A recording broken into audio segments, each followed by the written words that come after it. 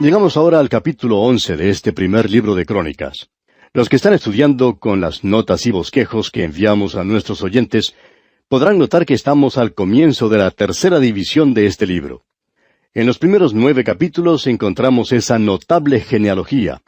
Sería mejor que dijéramos genealogías, ya que son varias. Son destacadas indudablemente.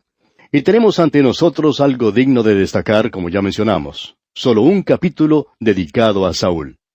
Y desde el punto de vista de Dios, no hizo tanto impacto como muchas personas pensaban que podría hacer.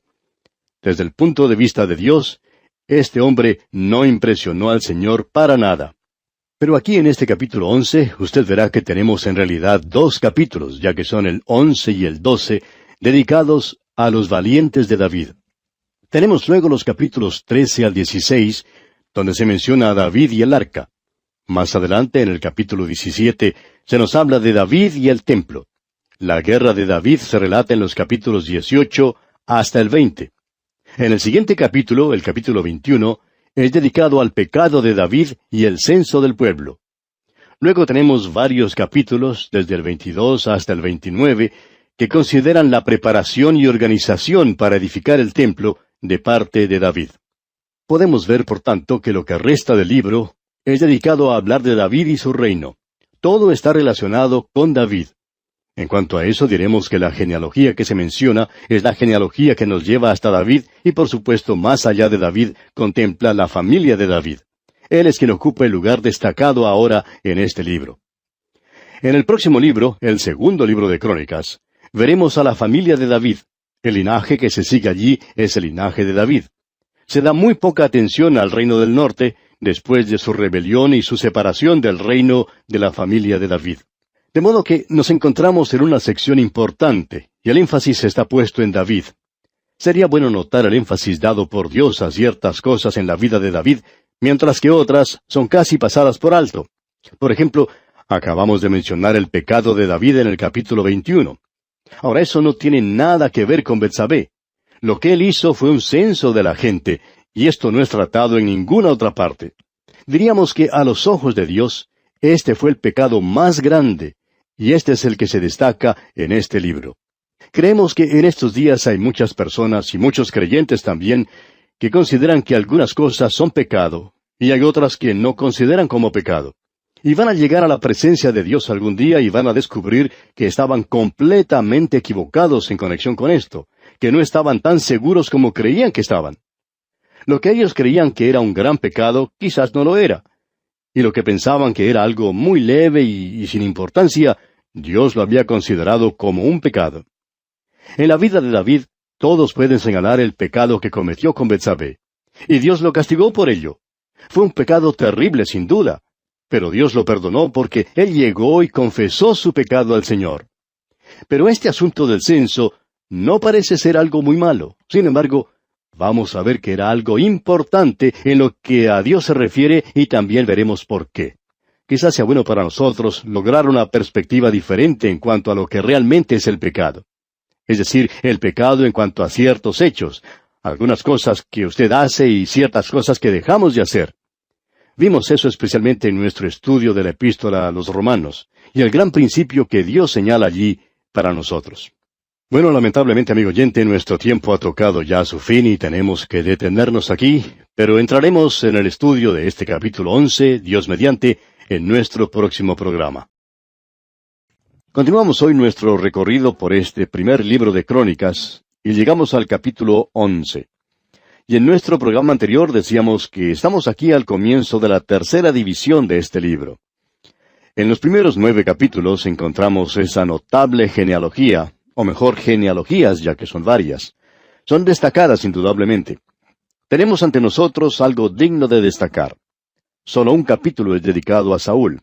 O sea que, desde el punto de vista de Dios, no hizo tanto impacto como muchas personas pensaban que podría hacer.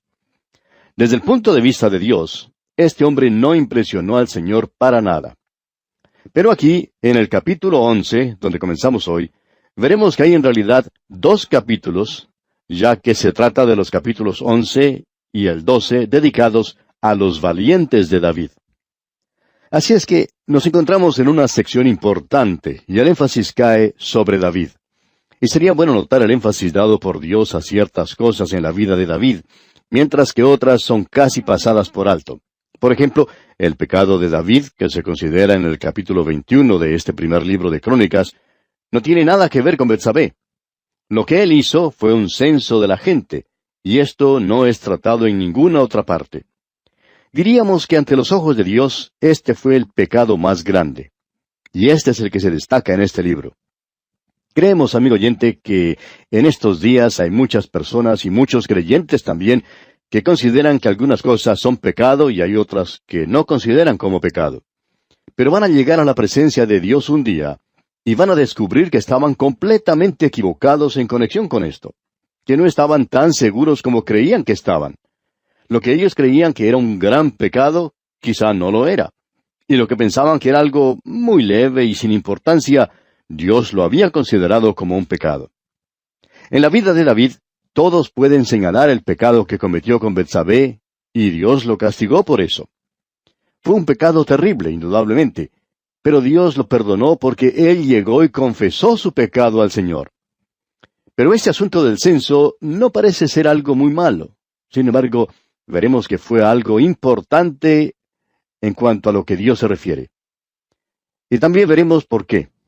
Quizás sea bueno para nosotros lograr una perspectiva diferente en cuanto a lo que realmente es el pecado. Es decir, el pecado en cuanto a ciertos hechos, algunas cosas que usted hace y ciertas cosas que dejamos de hacer. Vimos eso especialmente en nuestro estudio de la Epístola a los Romanos, y el gran principio que Dios señala allí para nosotros. Comencemos entonces con este capítulo 11, y tenemos aquí que el énfasis se encuentra en los hombres valientes de David. Vamos a ver cómo él llegó a ser rey. Leamos lo que dice el primer versículo de este capítulo 11 del primer libro de Crónicas. Entonces todo Israel se juntó a David en Hebrón, diciendo, He aquí nosotros somos tu hueso y tu carne. Usted recordará, amigo oyente, que cuando leímos en los otros libros dobles, cuando se mencionó esta historia, se nos dijo que David reinó por 7 años solo sobre 2 tribus en el sur, la de Judá y la de Benjamín, y que su reino estuvo en Hebrón. Todo eso ha pasado ahora. ¿Por qué? Porque Dios los está observando como una nación, formada por todas las 12 tribus. Y en el libro de Dios, la fecha cuando Él llegó a ser rey fue cuando lo hizo sobre las 12 tribus, y cuando todo Israel lo llegó a aceptar. Ellos dijeron, nosotros somos tu hueso y tu carne. Y luego leemos aquí en el versículo 2, también antes de ahora, mientras Saúl reinaba, tú eras quien sacaba a la guerra a Israel y lo volvía a traer.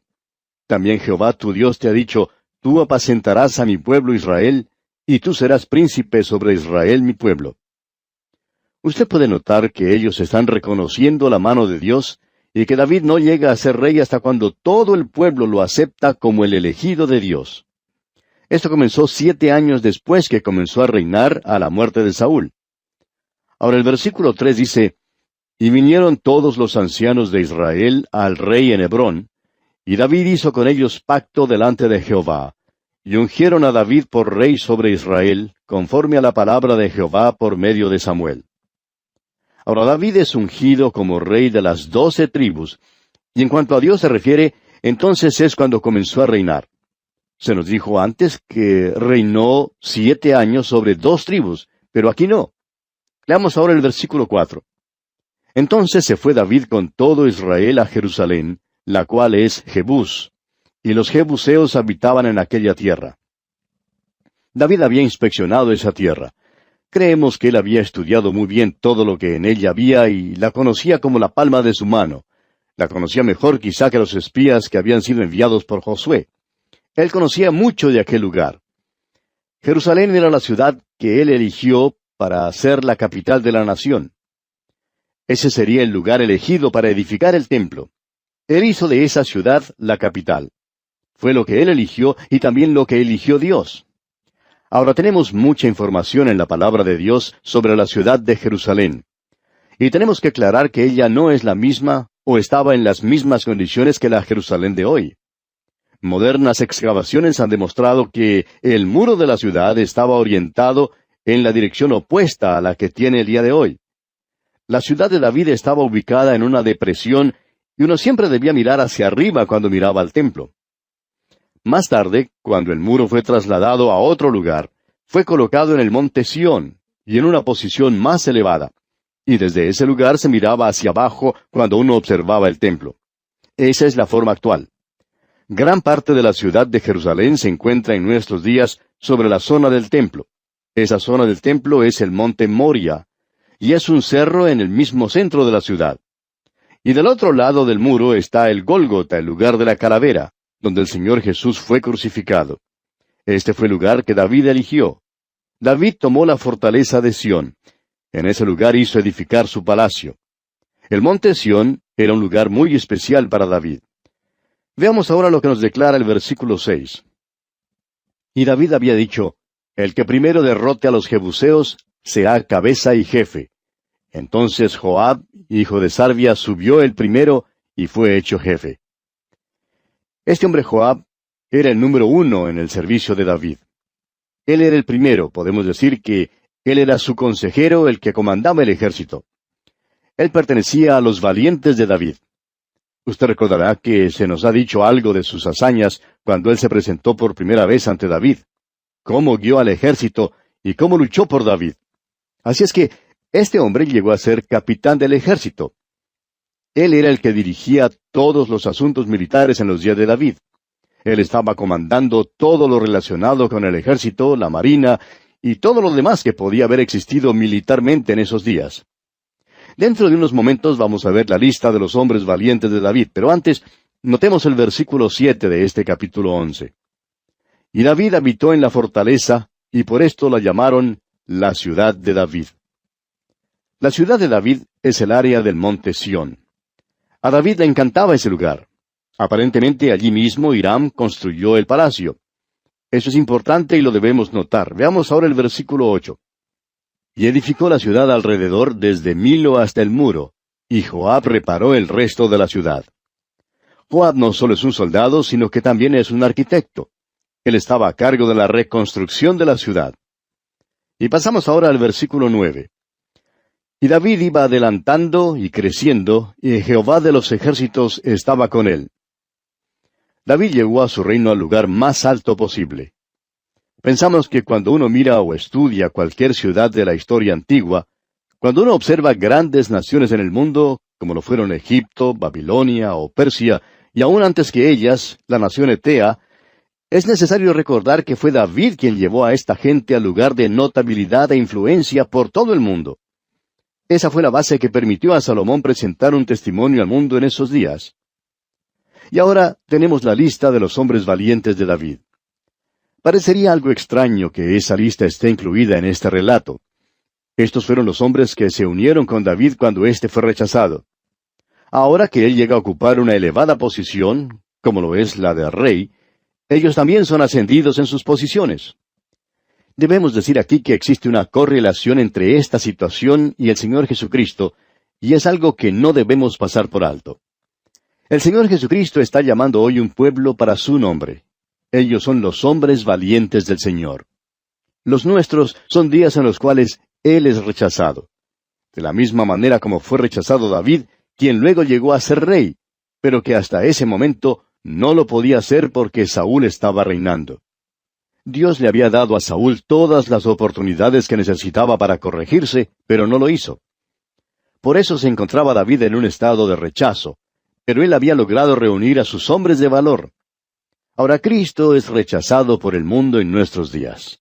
No es necesario cansarse para poder destacar eso. Si usted, amigo oyente, no puede apreciar eso, entonces no puede apreciar nada. Usted y yo vivimos en un mundo que está rechazando al Señor Jesucristo. Pero durante este tiempo, Él está llamando para sí a un pueblo. Él es el Rey, y uno de estos días Él vendrá a tomar su lugar en el reino. Hoy, Él es nuestro Señor y nuestro Maestro, nuestro Salvador. Así es que debemos esperar hasta cuando Él llegue a tomar su lugar como Rey. Se nos dice en la Biblia que nosotros vamos a reinar con Él. Ahora, si Él es rechazado, ¿por qué los creyentes quieren llegar a ser las personas más populares en la ciudad? Usted, amigo oyente, no puede ser popular. El Señor Jesús dijo, si a mí me han perseguido, también a vosotros os perseguirán. El doctor Roberto Schuller dijo, Yo no juzgo a los hombres por los amigos que tienen, sino por los enemigos. Si usted tiene los enemigos debidos, entonces está bien. Y amigo oyente, yo quiero estar seguro que los amigos de Satanás no me quieran. Me alegra poder decir que aquellos que no desean estudiar la palabra de Dios, y esto es siempre una realidad en la iglesia, aquellos que están contra los estudios bíblicos, odian el estudio de la Biblia. Algunos llevan una gran Biblia debajo de su brazo y parecen muy piadosos, pero en realidad, amigo oyente, odian estudiar la palabra de Dios. Y me alegro de no ser amigo de ellos porque siempre he insistido en el estudio de la Biblia. Usted es juzgado por los enemigos que tiene. Ahora, ¿cuáles son? Estamos en el tiempo del rechazo de Cristo, pero Él está llamando a sus hombres valientes. Volviendo ahora al primer libro de Crónicas, permítanos dirigir su atención hacia 3 grupos de personas. Ya hemos mencionado uno de ellos antes. Son los que trajeron agua del pozo de Belén para que David la pudiera beber. Esa historia es emocionante. Veamos algunas de las cosas que ocurrieron durante el período de su rechazo. Leamos los versículos 16 al 19. David estaba entonces en la fortaleza, y había entonces guarnición de los filisteos en Belén. David deseó entonces y dijo, ¿quién me diera de beber de las aguas del pozo de Belén que está a la puerta?